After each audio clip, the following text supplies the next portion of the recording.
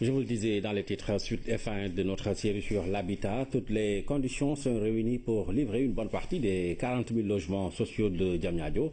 Certains le seront au mois de mars, d'autres au mois de juin. Les développeurs ont donné l'assurance. 30 à 60% des logements sont sociaux. Il y en a pour tous les standings. Les coûts vont de 15 à 20 millions.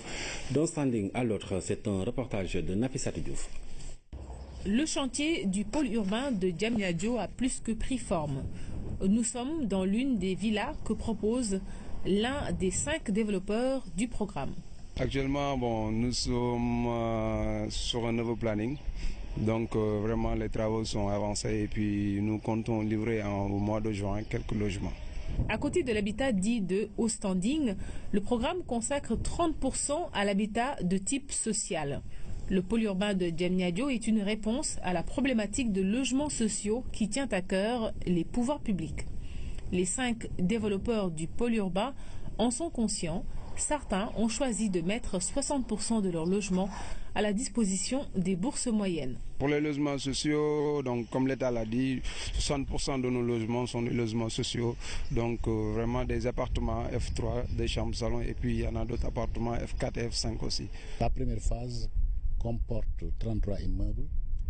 Il y a des immeubles de type A, c'est des rez-de-chaussée avec 4 étages. Il y a également les immeubles de type B, rez-de-chaussée avec 4 étages. Les types A et les types B sont des économiques, avec des appartements qui sont vendus de 15 à 20 millions. D'ici mars 2017, les premiers Sénégalais à s'inscrire pourront prendre possession de leur logement.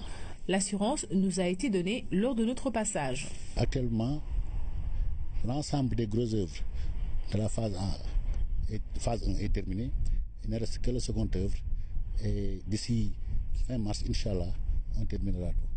Construite sur 1644 hectares, cette future ville sera 4 fois plus grande que Dakar Plateau et des installations de dernière génération sont déjà prises en charge dans le plan d'aménagement urbain. Nous avons déjà des bureaux d'études qui nous accompagnent comme BET+, et puis vraiment nous avons l'aide du bureau de contrôle et vraiment il y a tout un staff derrière nous, donc ils sont en train de faire des travaux pour ça.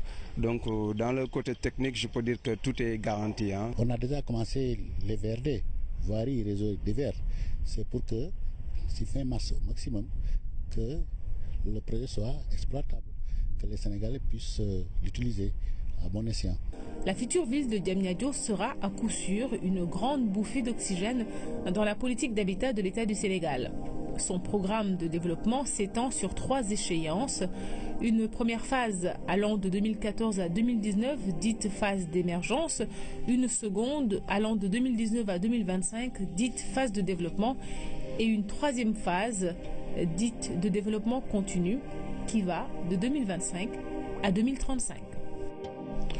Les différents types de standing, dernier jet de notre série sur l'habitat. Nous allons plus loin sur la question avec l'invité du 20h. Il s'agit de Mamadou Lamine Diouf, directeur de la promotion de l'habitat social. Bonsoir.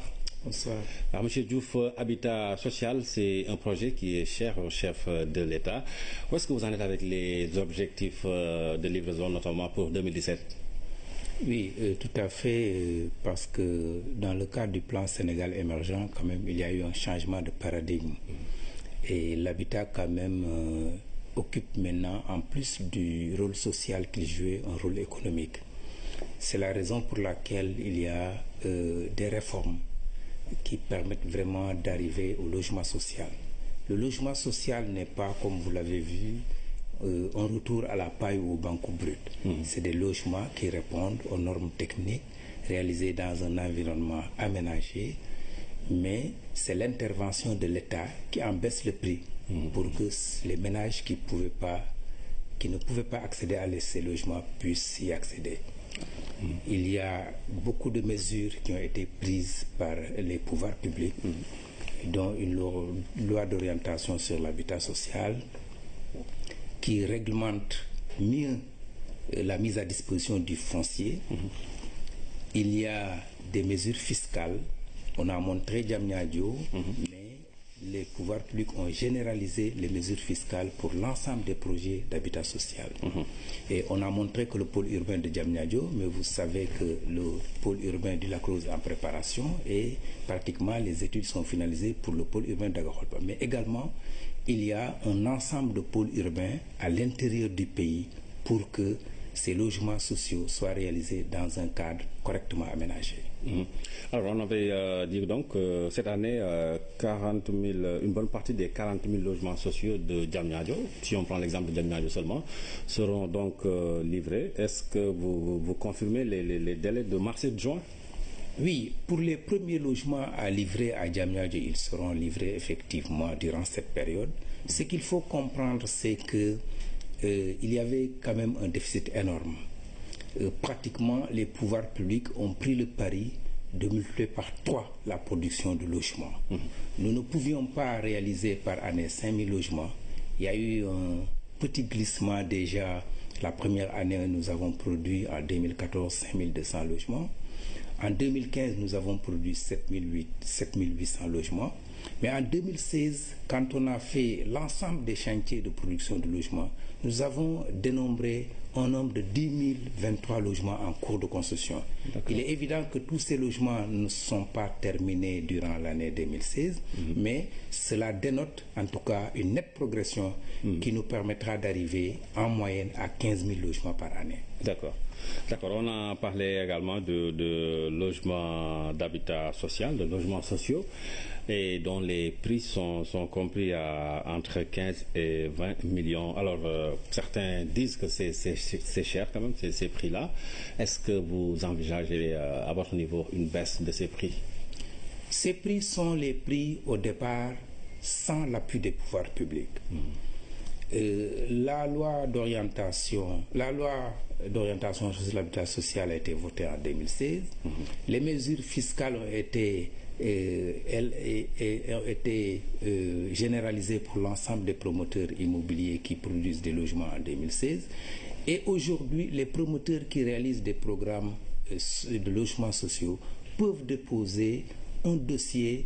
Le comité qui suit ces questions a été installé le 5 décembre. Cela veut dire quoi? Cela veut dire tout simplement que dans le marché, avant l'ensemble de ces mesures, effectivement, les prix tournaient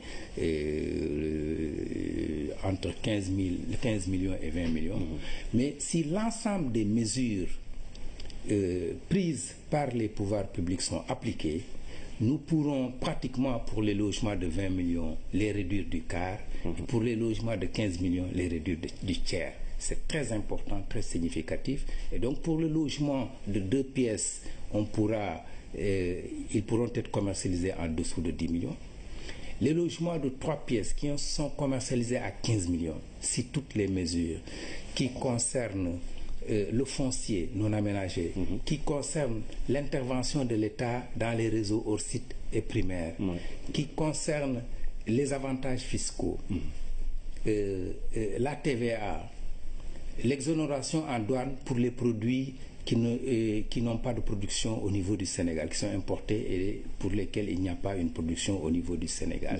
L'IS qui est lié à l'opération de moitié.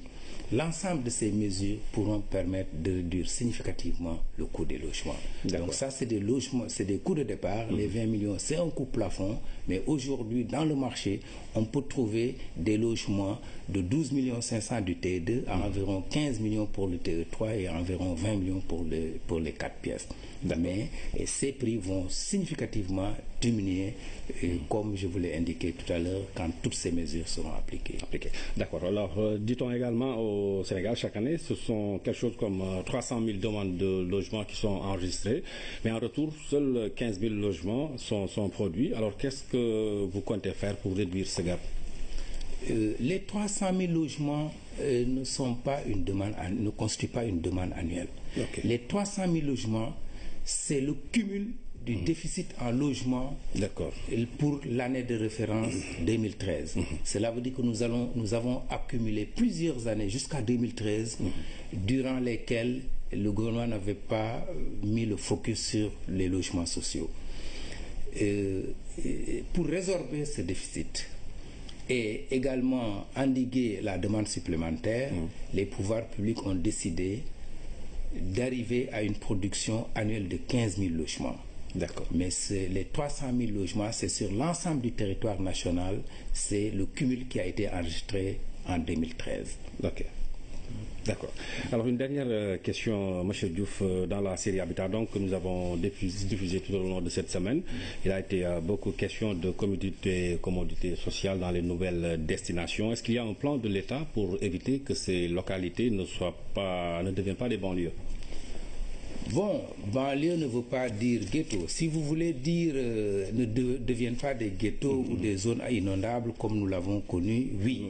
Pourquoi? Parce que justement, c'est la raison pour laquelle le chef de l'État quand même a initié les pôles urbains. Le pôle urbain permet d'aménager correctement ces espaces avant que les logements ne soient réalisés, en termes de réseau et en termes d'équipement. Dans ces pôles urbains, ce seront donc des villes modernes dans lesquelles les populations pourront vivre et mener l'ensemble des activités humaines qui accompagnent le logement. D'accord. Et en banlieue, nous avons connu beaucoup de difficultés parce qu'il y avait beaucoup d'occupations sans aménagement préalable. Aujourd'hui, pour ce qui concerne les pôles urbains, c'est des zones choisies où on peut promouvoir des activités économiques, où l'ensemble des commodités sont toutes les commodités sont prises en charge, les réseaux sont réalisés, les équipements nécessaires sont réalisés pour accompagner le logement. Et vous savez, cette politique d'ailleurs ne concerne pas uniquement les zones nouvelles. C'est quand même une nouvelle politique adoptée par les pouvoirs publics parce qu'avant, les gens ne connaissaient même pas le cadre de vie. Quand vous parlez de cadre de vie, ce n'était pas très précis. Mais même dans l'habitat ancien, vous avez vu tous les aménagements qui sont en train d'être faits. Cela veut dire tout simplement que la ville, ce n'est pas seulement du béton, mais c'est quand même un ensemble d'équipements qui doivent accompagner le logement pour en faire de véritables villes. D'accord. Monsieur Mamadou Lamine Diouf, merci. Vous êtes le directeur de la promotion de l'habitat social et que vous étiez sur ce plateau pour nous parler de la politique d'habitat social de l'État du Sénégal. Merci d'avoir répondu à la question. Merci.